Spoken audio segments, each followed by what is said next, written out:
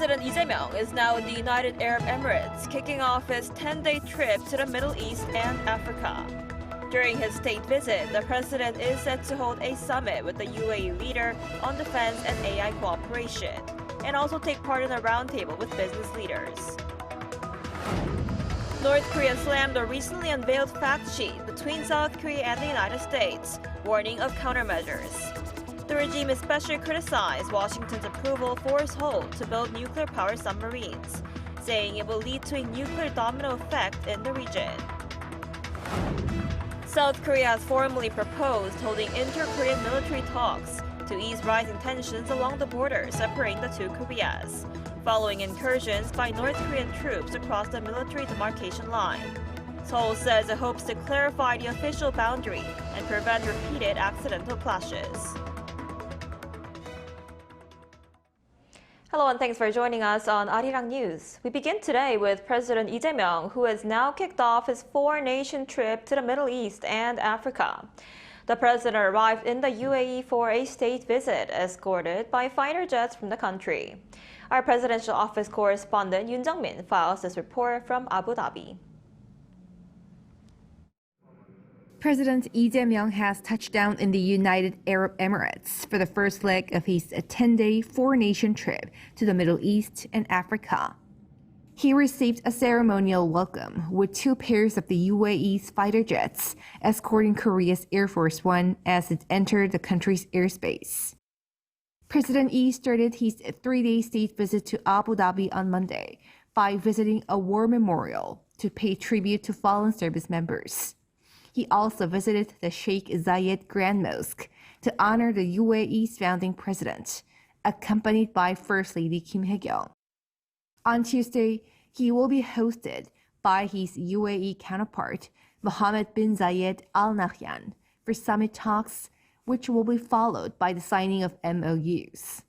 Cooperation on AI, defense industry, nuclear energy, and culture will top the summit agenda.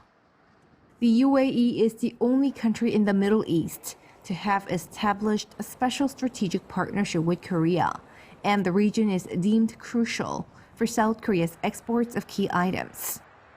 The following day, he will hold a roundtable with business leaders from the two countries, including Samsung Electronics chairman Lee Jae-yong. Lee also plans to visit the AK unit, a Korean military contingent stationed in the UAE. For President Lee, it's his first trip to the Middle East since taking office in June, with the focus on expanding Korea's diplomatic horizon. Yoon Jung-min, Arirang News, Abu Dhabi. And wrapping up his first day in Abu Dhabi, President Lee Jae-myung hosted a dinner with members of the local Korean community on Monday.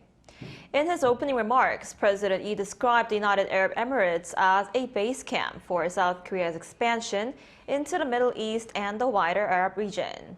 He pledged that South Korea and the UAE will open a new chapter of shared economic prosperity by combining their strengths in research, production, and entering developing markets.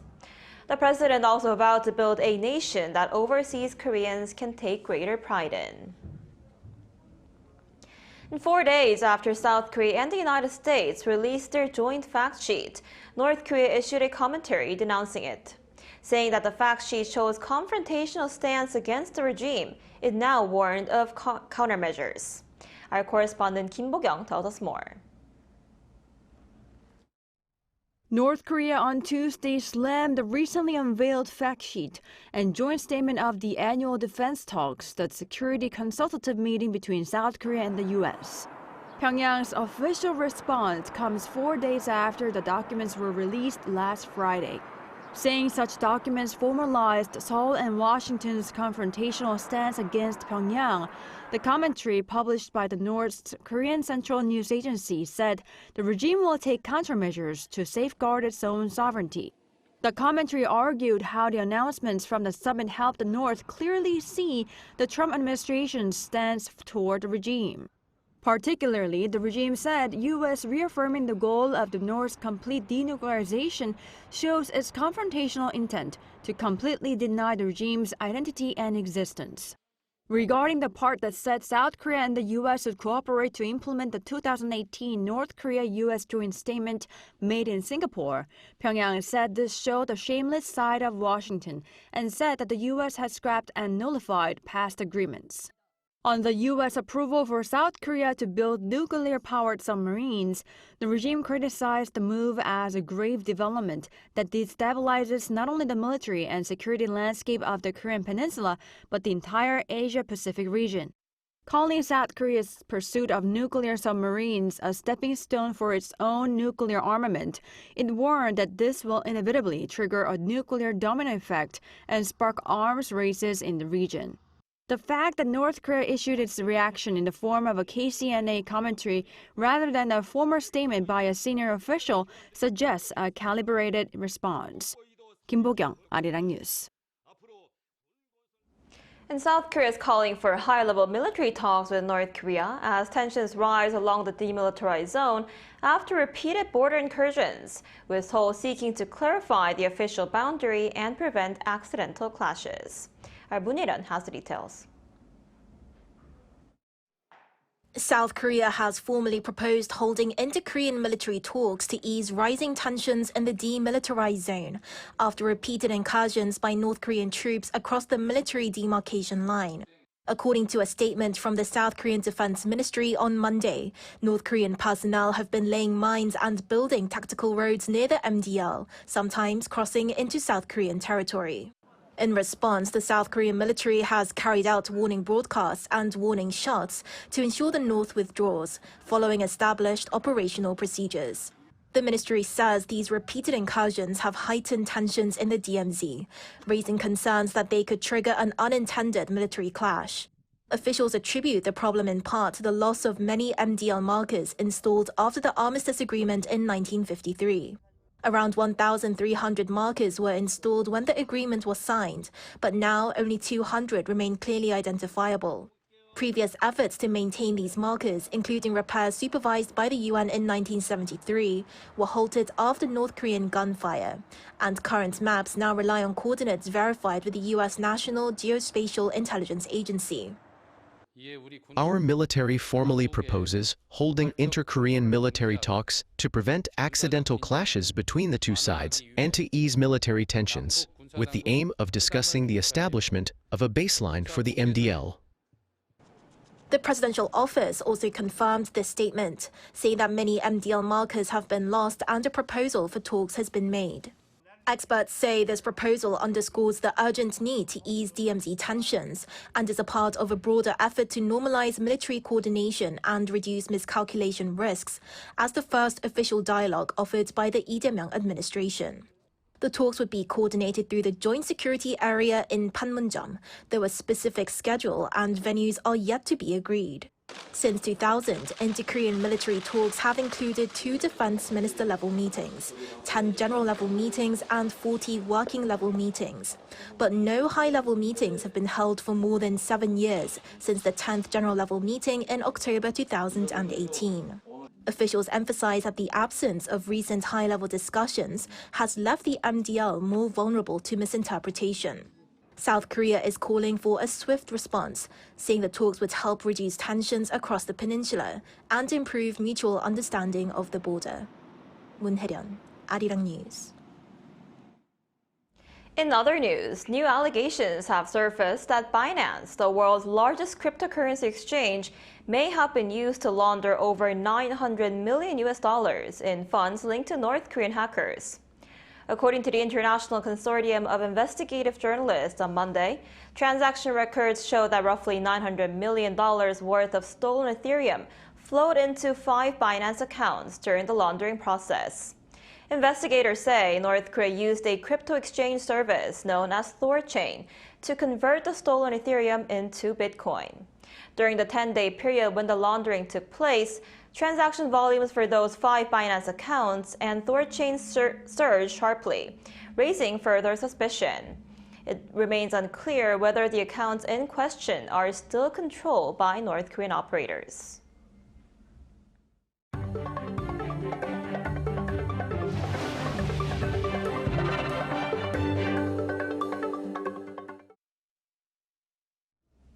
Now shifting gears to China, Beijing has broadened its criticism of Tokyo following Japanese Prime Minister Sanae Takaichi's suggestion that military action by China against Taiwan could justify a response from Japan. The Chinese Foreign Ministry expanded its criticism to include Japan's false claims over South Korea's Dokdo. Our Lee Seung-jae has more.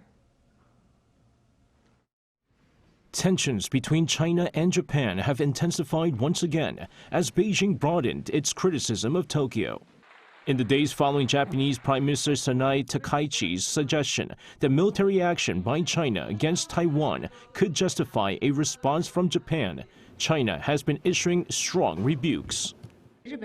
Recently, the provocative remarks on Taiwan-related issues made by Japanese Prime Minister Sanae Takaichi have severely undermined the political foundation of China-Japan relations and made the public sentiment between the two countries deteriorate. And now in a rare move, Beijing has even expanded its criticism to include Japan's false territorial claims over Dokdo. At the regular briefing on Monday, Chinese Foreign Ministry spokesperson Mao Ning was asked by state media to comment on the South Korean Foreign Ministry's protests last week when Seoul had launched a strong complaint against Tokyo's expansion of its territorial sovereignty expansion hall, which promotes Japan's false claim over Dokdo. The spokesperson responded by saying China has been following the reports closely, adding that Japan's recent hostile actions and rhetoric have triggered alarm, dissatisfaction, and protests from neighboring countries. She urged Japan to reflect seriously on its history of aggression, remain committed to a path of peace, and rebuild trust with Asian neighbors and the international community through concrete actions. Beijing has generally kept its distance from commenting on the Dokdo issue, but analysts interpret the criticism of Japan's hostile behavior as indirect support for South Korea. Other experts say this latest statement reflects China's effort to strengthen ties with another key neighbor in South Korea, while escalating its dispute with Japan. Lee Seung-jae, Arirang News. And Japan's embassy in China has issued a safety advisory for its nationals amid rising tensions between Beijing and Tokyo. According to Japanese media, the embassy posted a notice on its website urging Japanese residents to stay alert, avoid suspicious individuals, and move in groups when possible. Now, the advisory comes after Prime Minister Sanae Takaichi said that a Chinese attack on Taiwan could require Japan to deploy its forces for self-defense purposes, triggering strong criticism from Chinese state media. On the economic front, expectations are growing that the U.S. Federal Reserve will hold its key rate steady at the December FOMC meeting. According to Yonhap News Agency on Tuesday, the Bank of Korea's New York office said that major investment banks, including the Bank of America and Nomura, are forecasting a rate freeze. However, Fed Governor Christopher Waller said Monday that he supports an additional 0.25% rate cut, citing a weakening labor market. His remarks contrast sharply with officials, including Boston Fed President Susan Collins and St. Louis Fed President Alberto Musalem, who have recently backed holding rates steady.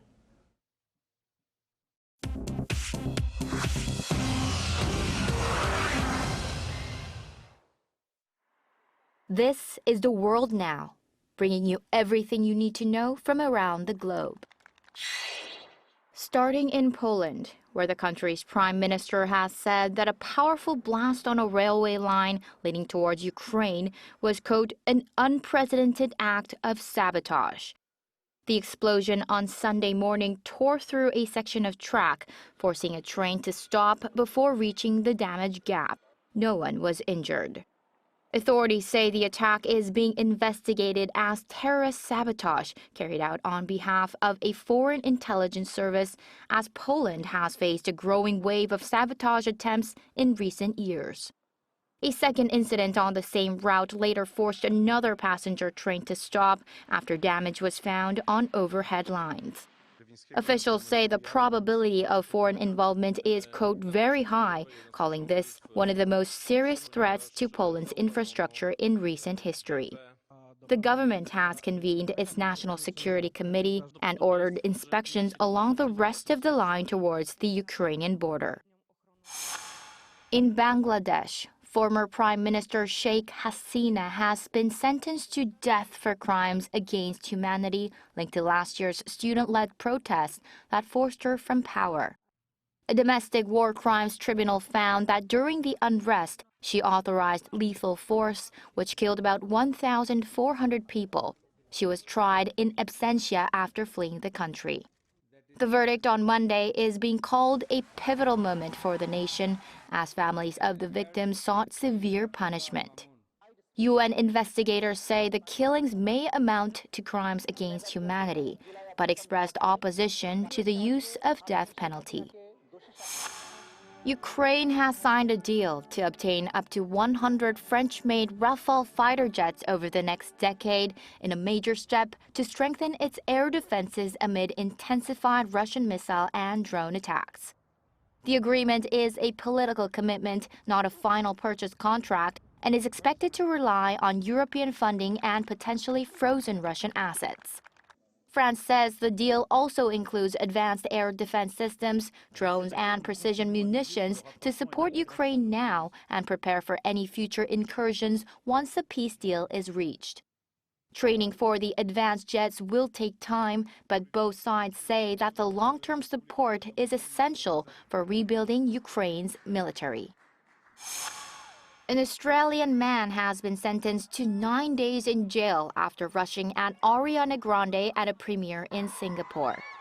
Prosecutors say Johnson Wen jumped a barrier at the premiere of Wicked for Good on November 13th and wrapped an arm around Ariana Grande before security intervened.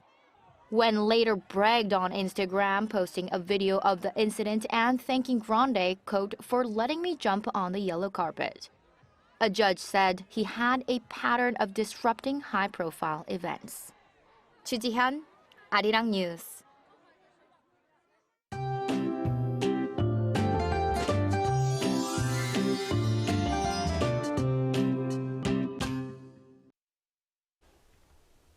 I hope you didn't regret not grabbing a warmer jacket this morning. Another surge of icy northern air moved in with temperatures dropping below freezing almost everywhere earlier in the day.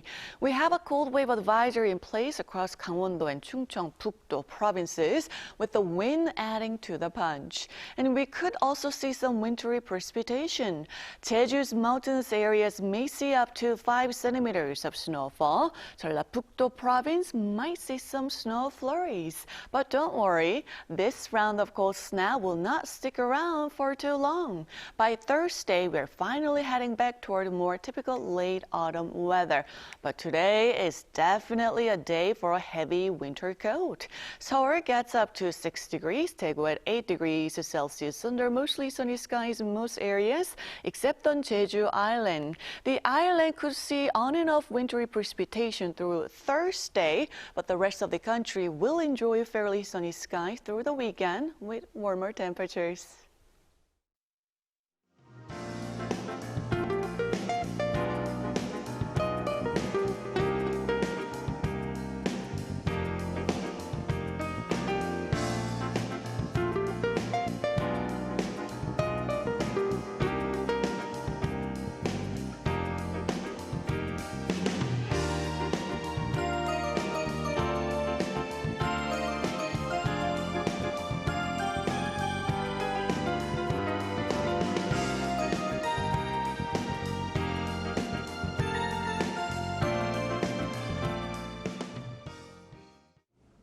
And that's all we have for today's noon edition of Arirang News. Thank you for watching. We'll be back at 5 p.m. Korea time. Stay tuned.